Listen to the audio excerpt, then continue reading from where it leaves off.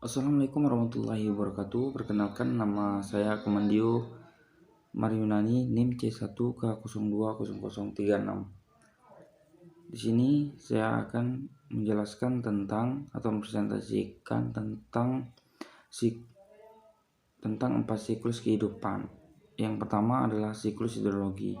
Siklus hidrologi adalah suatu siklus perputaran air yang terjadi di bumi, yang dimulai dari proses penguapan atau evaporasi, lalu adveksi, kemudian presipitasi, dan air yang hasil presipitasi tersebut akan mengalir lagi ke sungai. Secara rincinya, air sungai atau air danau maupun air laut mengalami penguapan yang disebut evaporasi. Bukan hanya air laut yang mengalami penguapan, tumbuhan juga mengalami penguapan yang disebut dengan transpirasi.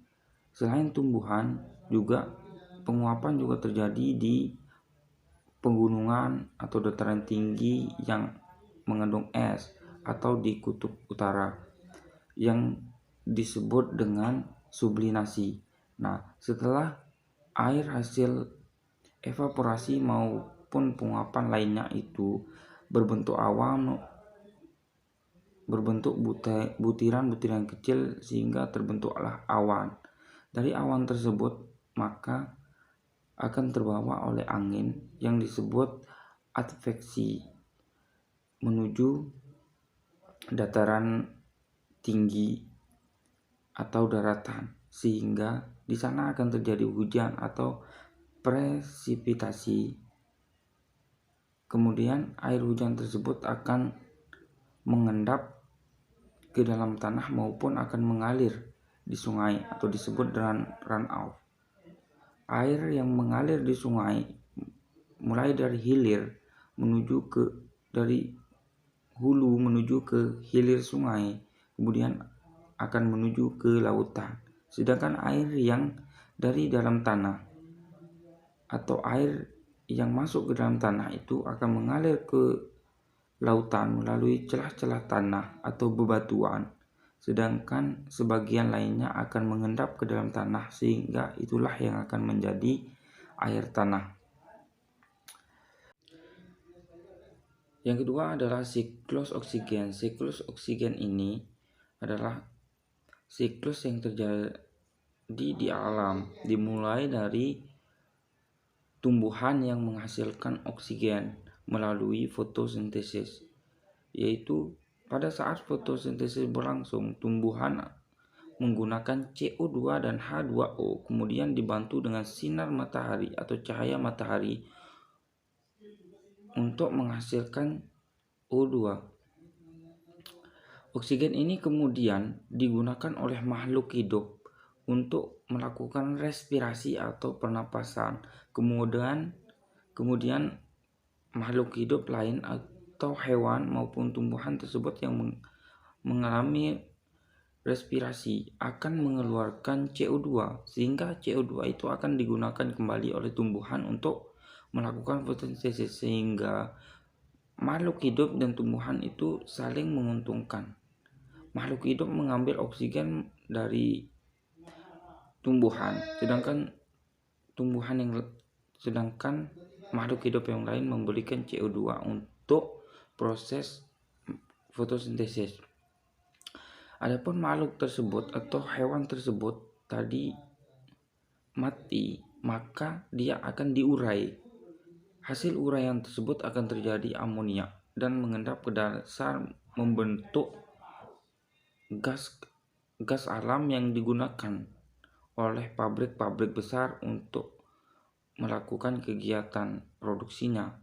Kemudian pabrik-pabrik tersebut akan menghasilkan CO2 yang akan dikeluarkan ke udara bebas. Kemudian CO2 tersebut akan digunakan untuk proses pembakaran seperti tadinya. Nah, siklus yang ketiga yaitu siklus fosfat atau daur fosfat.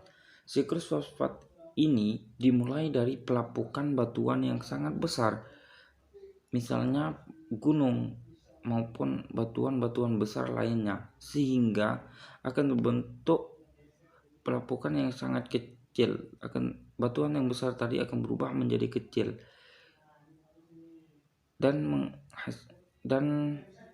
menghasilkan fosfor. Fosfor tersebut akan diserap atau digunakan oleh tumbuhan dan dirubah menjadi fosfat. Fosfat tersebut akan digunakan oleh hewan. Hewan tersebut akan memakan tumbuhan tersebut, sehingga fosfat yang ada pada tumbuhan tersebut akan diserap oleh hewan tersebut. Hewan herbivora tadi, pemakan tumbuhan tadi akan dimakan oleh hewan karnivora, dan hewan karnivora itu akan dimakan oleh pengurai setelah ia mati. Pengurai tersebut akan mengurai hewan karnivora tersebut sehingga akan terbentuk amoniak dan fosfat. Fosfat tadi akan mengalir melalui celah-celah bebatuan maupun tanah menuju ke sungai dengan dibawa oleh air. Dan setelah sampai sungai, fosfat tersebut akan digunakan oleh tumbuhan-tumbuhan yang ada di sungai tersebut, ataupun fosfat tersebut akan mengalami sedimentasi atau penggumpalan yang sehingga terbentuk batuan-batuan kecil. Dalam proses sedimentasi ini akan terbentuk batuan-batuan kecil dan lama-kelamaan akan menggumpal dan akan menjadi lebih besar.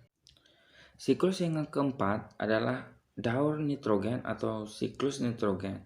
Siklus nitrogen tersebut terjadi atau pertama kali melalui nitrogen bebas yang ada di alam ataupun udara bebas akan diserap oleh tumbuhan, terutama tumbuhan kacang-kacangan atau polong-polongan, dengan dibantu dengan bakteri Rhizombium leguminosarum.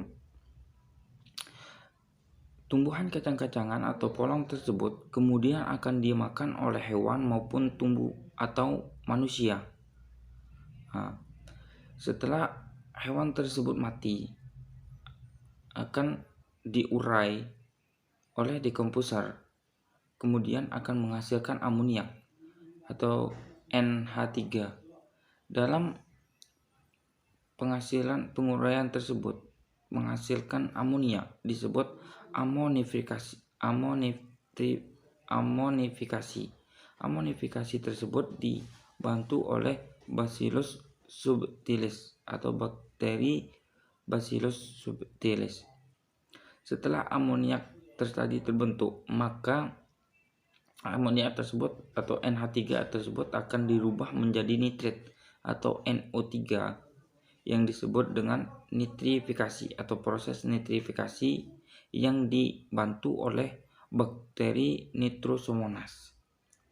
Setelah nitrifikasi atau NO3 tersebut, maka akan mengalami proses nitratasi yang dibantu oleh nitrobakter atau bakteri nitrobakter, yang kemudian nitrit tersebut atau NO3 akan berubah menjadi nitrat. Nah, nitrat inilah yang akan tersebar lagi ke udara bebas maupun yang akan digunakan oleh tumbuhan atau disebut dengan fiksasi. Siklus ini akan terus berjalan siklus ini akan terus ada selama manusia atau makhluk hidup ini ada. Ketika salah satu siklus ini tidak ada, maka akan timbul suatu kekacauan atau ketidakseimbangan di bumi ini. Mungkin cuman itu presentasi dari saya. Mohon maaf bila ada kesalahan. Wabillahi taufiq wal hidayah. Wassalamualaikum warahmatullahi wabarakatuh.